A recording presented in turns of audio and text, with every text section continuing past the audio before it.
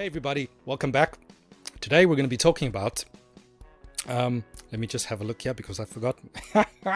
Typical, right? Stop me if you've ever heard this one before, right? There is no such thing as truth. You heard it before? Yeah, I thought so. Right, now, how do we respond as Christians to this particular argument, right? Because Christians are quite adamant about the fact that truth exists. And then someone comes up to you and says, truth, there's no such thing as truth.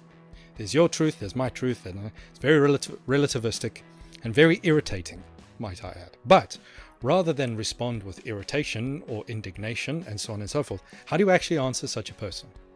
Well, it is in fact quite simple. You say to them, you ask them, so there's no such thing as truth? Yes. All right, okay. Do you believe that statement to be true? And at that point, you will have made your point. Hopefully. Right. The fact of the matter is, if the statement there is no such thing as truth is itself true, then there is at least one thing that is true. Therefore, truth exists.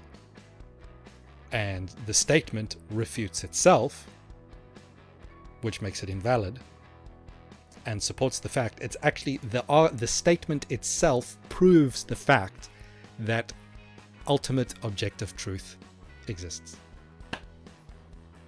And that's it, really. It's quite a simple thing.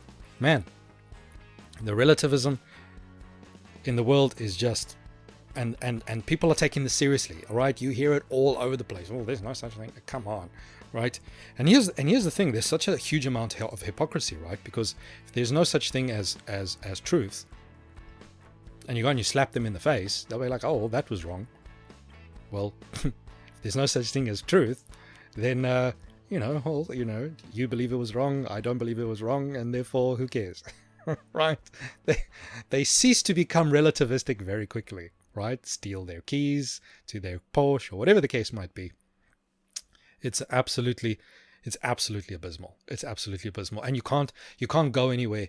You can't have a functioning society where there's no objective standards of truth in any regard. I mean, how do you do, because this is what's actually known in philosophy. I think it's philosophy, and the concept can be in other places as well, but philosophy most of all, where something that's called a performative contradiction, where someone says something and then goes and does the exact opposite. So anyone who preaches relativism and says there's no such thing as truth and all of that kind of thing, right? Their entire life is a performative contradiction, because every single person that goes out and says there's no such thing as truth lives every single moment of their lives as if truth exists, right? I mean, this is my house, this is my bed, and so I'm going to go sleep in it. These are objective facts that they live by every single day, right? When they go to work, when they go to school, whatever the case might be, when I put on the clothes, then they never, I mean, how many of them ever just walk outside naked and, oh, this is my truth, I'm actually clothed, right? And then go to university naked. No one does that, right? So it's it's so self-evidently absurd, but there are millions out there literally who take this completely and utterly seriously, and so that's how we respond, right? If the statement itself is true, then it actually turns upon itself, because if the statement itself is true, it means there's at least one thing that is true, and if there's at least one thing is true, then the statement is false. And if the statement is false, well, then it's just false from the get-go. So that's how, as Christians, that's how we respond. It's actually one of the easier points to make in philosophy and apologetics. And there you have it. One of the worst, Christians even use that. I mean, I cannot tell you how many times I've heard that stuff, right? But Christians, they do it in a more subtle way. They'll be like, oh, that's your opinion. Have you ever had that?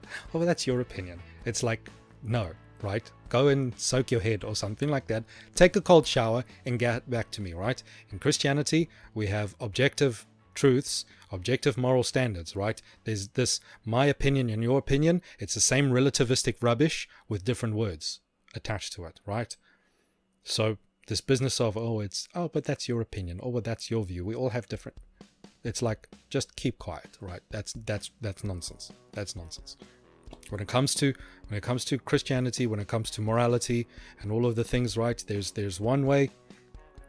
The Bible's very clear on what is and what isn't, and and on those things where it is not absolutely perfectly clear, we can infer and we can have a look at things, but there's with these moral principles and things like that in the Bible, there's no room, there's no wiggle room, right? This relativist nonsense needs to be fought at every single place where it can be found, because it leads to destruction and chaos, which you can look in the world today, political sphere, the youth. It's chaos. It's absolute rubbish that's going on. Nothing good's come of it. Anyway, ladies and gentlemen, I thank you very much for your time. Cheerio. I'll spot you all later.